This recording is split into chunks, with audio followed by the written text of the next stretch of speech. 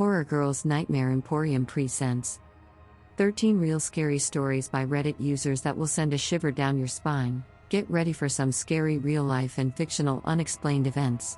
These will send chills up and down your spine and keep you from getting some solid shut-eye. Remember to like, share, and subscribe for more nightmare-inducing content. The key to the door.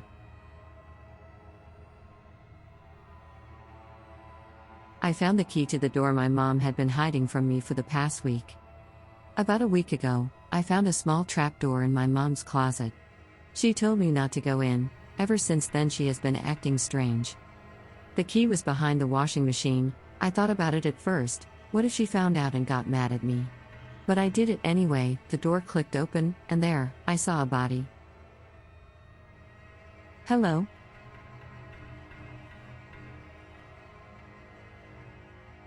When I was young, telephones didn't have keys to press or even a dial to rotate. You'd pick up the phone, and the operator would say, "Number please."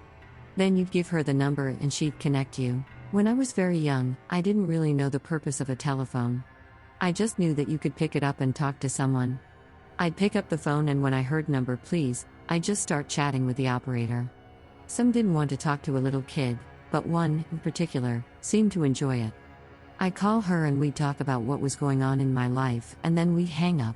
When I started grade school, my favorite operator would help me with my homework. I'd ask her questions, and she'd help me figure out the answers. She'd never just tell me directly, but with her help, I could always find the answer. As I got older, I realized that this was not what the operator was for, but it was such a habit I kept it up. When I started dating, I'd tell her all about the boys and what we'd done the night before. One day, I called my operator up crying. My date the night before hadn't gone too well. The boy had been pushing, demanding things I didn't want to do. When I refused, he hit me and left me to walk home alone. My operator listened while comforting me, and told me not to worry. Things had a way of working out. The next day, the boy was found dead outside his house. No one knew exactly what happened to him, myself included. Later I met your grandfather. He was sweet at first, but as time went on things got unpleasant. He'd go out drinking, and when he'd come home he'd beat me. I hadn't spoken to my operator in years, but one day I remembered her and picked up the phone. By this point phones had dials, so I dialed 0 and got the operator. I told her what was going on in my life, and she said not to worry, things had a way of working out. The next morning your grandfather wasn't in bed with me. When I went outside, I found him on the porch, dead. He'd been dead for hours. I have no idea how she did it, but anyway, that's what happened to your grandfather. My neighbor, the murderer. I lived next to a murderer. Faye Sweatlick was 6 years old when she was kidnapped out of her front yard. It was all over the news. I had news crews, cops, and even the FBI all over my townhouse complex. My fiancé and I met with the FBI 3 times. They searched our home and everything. I remember clear as day, my fiancé FaceTimed me as the cops were digging through the trash cans directly in front of my townhouse. They pulled out her boot and a bloody knife. Then they found her body, dumped maybe 300 feet from my house. He had watched them find the murder weapon. Dumbass put it in a trash bag along with his other mail. He went to his back porch and opened his own throat. It's crazy. I had conversations with the guy. I never knew he was a psycho. This all happened a year ago. Shrieking Susan. I turned to Dan and nudged him in the ribs. "Hey, did I ever tell you about Shrieking Susan?" He groaned. "Is this another one of your dumb ghost stories?" "No." "Well, yeah. But this one's actually true." Dan laughed as we followed an S-shaped path through the forest, ascending a steep hill.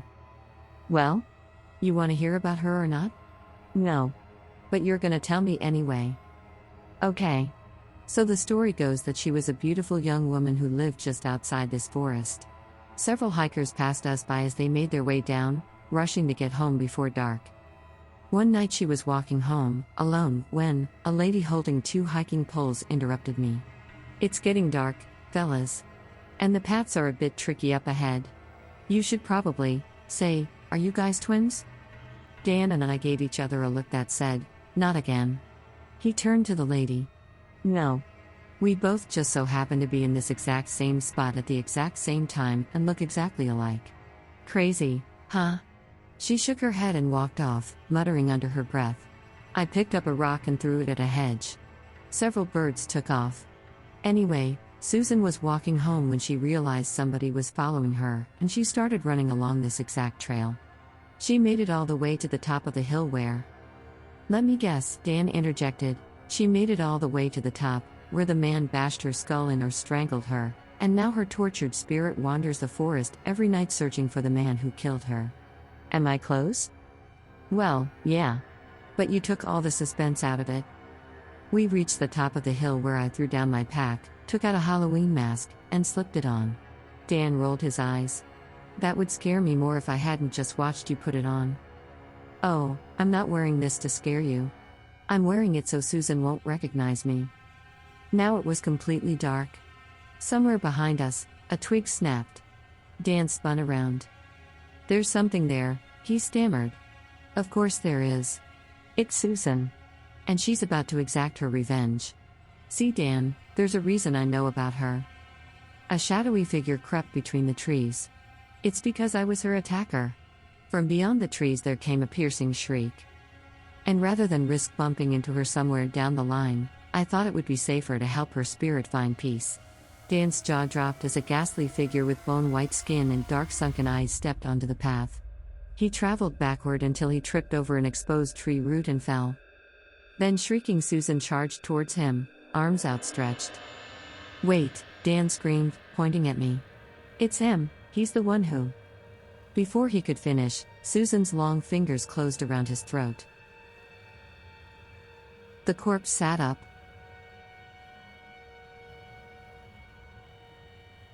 My dad worked in a morgue during college in the 60s. One time on the night shift he was training a recent hire who was wheeling a body down the hallway. The body was under a sheet, but all of a sudden started to sit up. The guy immediately freaked out, ran out the doors, and quit. Apparently, a dead body can have muscle contractions in the abs causing it to start sitting up. The message on the tape recorder. My wife and I had just moved into our new house when I found the tape recorder. It was on the desk in the office. The house came completely furnished. At that time it wasn't unusual.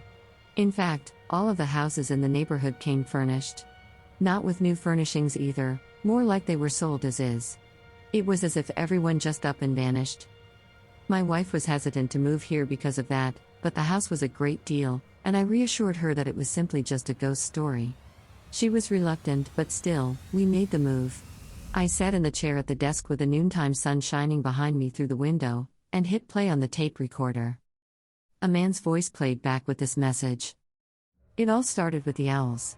I had only ever heard them at night, so you can imagine my surprise when I saw one in broad daylight.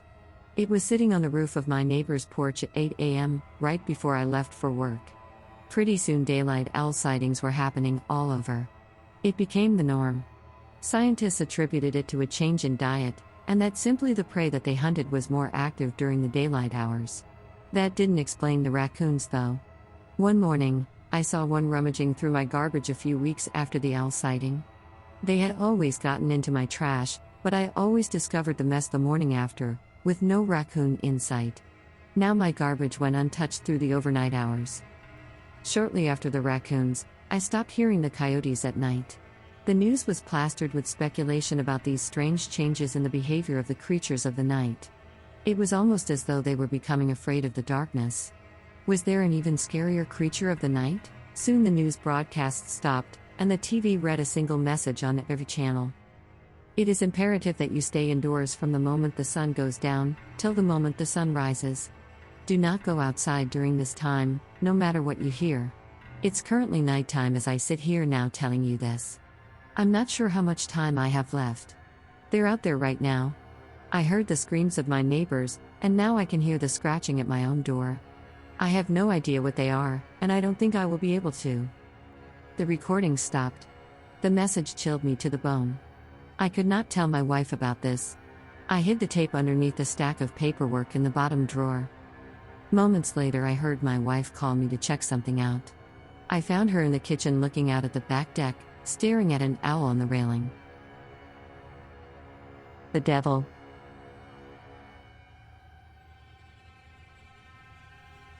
I always had a problem with sleeping growing up. Many times I'd get sleep paralysis, but after I blessed my room. It hasn't happened in months. This happened to me about a year ago. I woke up in the middle of the night freezing. If I tried to move, I'd get a really loud ringing noise in both my ears. It would get louder each time I moved. I was terrified. I was too scared to open my eyes, but I felt the presence of someone in the room with me. Now my room isn't completely dark because I have a small blue night light. I open my eyes and see a very tall and dark figure with two horns on each side of his head just standing there in the corner of my room facing me. I panic and try to move my body. The ringing gets louder and louder and louder, and I can feel myself crying. I close my eyes and in my head start saying, "God will protect me, God will protect me." Then, I hear a low evil voice say, "God can't help you anymore." Eleanor Sinclair. I grew up in a small town. One of those quiet country places where the tallest building is 4 stories high, and the grand opening of a Starbucks makes the front page of the local paper. It's right next to a reservoir and dam that's faithfully supplied the town for a little over a century now, with both water and myth. Construction started on the lake in 1904, overseen by Thomas Sinclair. He brought his family on site one day. It was meant to be a short visit, but as they stood on the partially finished dam, the brick gave way. The youngest of Sinclair's children, Eleanor, fell in. Construction was halted, and they searched the lake for weeks for any sign closed remains, but nothing showed up. Sinclair and his family left after years of searching and mourning, and the dam would wait nearly a decade before it was finished. The real drama isn't a thing we have to worry about here. Other than David Myers getting addicted to narcotics a few years back, our lives are fairly quaint. So the urban legends that grow from our humble past become the lifeblood for us. We occasionally get ghost hunters that bring their hodgepodge equipment, trying to contact poor Eleanor. Her ghost has been said to be seen on dozens of occasions. Even my grandpa told me and my brother's stories about her. Stuff like, "If you stand on the dam and scream 'Eleanor Sinclair, I release you from your torment,' and jump into the reservoir, she's said to appear, bloody and mangled beneath the murky waters." Sometimes, you wait until Halloween. Sometimes, the magic hour is 11:34 p.m., and in others, it's 3 a.m. on Sunday mornings. Everyone's tried one method at least once, myself included. Just scream it. Like your pa said. Wilson nudged me as we stood on the dam for what was probably the 100th time in our lives. "That ain't gonna work, I tried before." I nudged back. "It's all bullshit." Michael scoffed and walked away. We nodded and followed, but the brick under my foot crumbled and I plummeted into the lake. The drop was maybe 10 feet, so other than the initial shock, I was fine. But as I was submerged underwater, I felt a level of unease I never felt before. I didn't want to make sense of it, so I swam for the edge, my friends already waiting for me with giant grins on their stupid faces. They pulled me out, telling me how dumb I looked. I let them have it, even indulging them with the unease I felt underwater. What I didn't tell them was the flash of golden blonde hair I saw as it flowed in the waves. Nor did I tell them I felt a tug on my shoe as I swam for them. And I definitely didn't tell them the faint whisper of "please don't leave me here" as they pulled me from the water. This new house.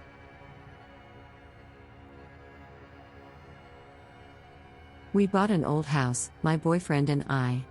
He's in charge of the new construction, converting the kitchen into the master bedroom for instance, while I'm on wallpaper removal duty. The previous owner papered every wall and ceiling. Removing it is brutal but oddly satisfying. The best feeling is getting a long peel, similar to your skin when you're peeling from a sunburn. I don't know about you, but I kinda make a game of peeling, on the hunt for the longest piece before it rips. Under a corner section of paper in every room are a person's name and a date. Curiosity got the best of me one night when I googled one of the names and discovered the person was actually a missing person, the missing date matching the date under the wallpaper. The next day, I made a list of all the names and dates. Sure enough, each name was for a missing person with dates to match. We notified the police, who naturally sent out the crime scene team. I overheard one tech say, "Yup, it's human." Human? What's human? Ma'am, where is the material you removed from the walls already? This isn't wallpaper you were removing. Did you sell me a haunted house? I moved in with my dad, who lived in White Center, Washington, when I was 15. The house technically had 6 floors, although the staircases leading to each floor were only about 9 or 10 steps. The house's layout was a maze of staircases leading in and out of each floor, with large windows in almost every room, including the basement. My brothers and I have had numerous paranormal experiences in this house, and they even told me about some before I even moved in, which sent shivers down my spine. My dad never believed in ghosts, and whenever my brothers and I would explain what happened while he was at work, he would say, "It's all in your heads, this house is not haunted." Even after my stepmom went to a psychic who knew nothing of the house and stopped her session short to tell her, "Get out of your house, there is bad energy there," he still denies everything. It wasn't until we finally moved out of that house that he finally had to face the facts. He sold the house to an employee of his named Catherine, who just married and was looking for a house for her husband and daughter that was closer to work. A few weeks later, Catherine rushes into my dad's office and closes the door. "Excuse me, John, did you sell me a haunted house?" she asks. "Don't be ridiculous, Catherine, there are no such things as ghosts," he replied. "My daughter told me there have been people who come to visit here every night since we moved in. They told her, they don't like us and want us out of the house," she explains while half crying. Catherine and her family moved out of the house soon after. My dad still says he doesn't believe in ghosts, but when my brothers and I tell him about stories and experiences we have had there, he quickly changes the subject. Party time.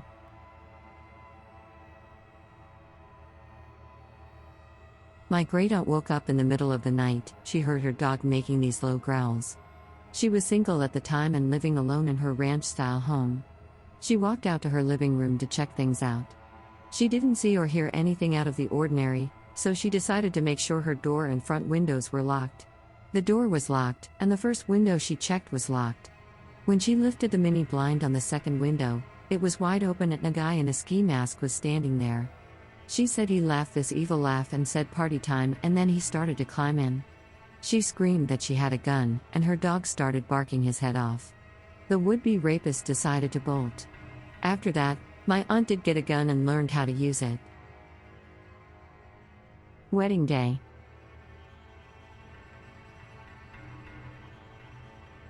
I first met my wife in high school. Her beautiful, sparkling eyes drew me in. They were a reflection of heaven, and her voice, a chorus of angels. I proposed after we graduated from college and we planned our future together. But things have changed since then. She's been acting strange lately.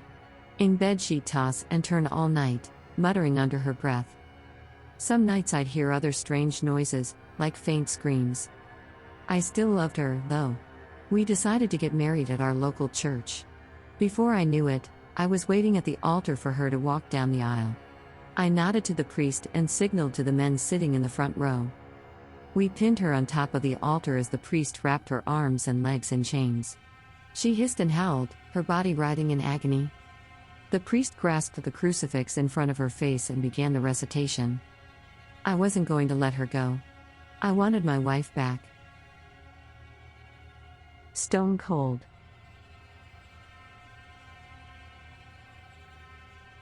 I grew up in a funeral home. I helped out in the office.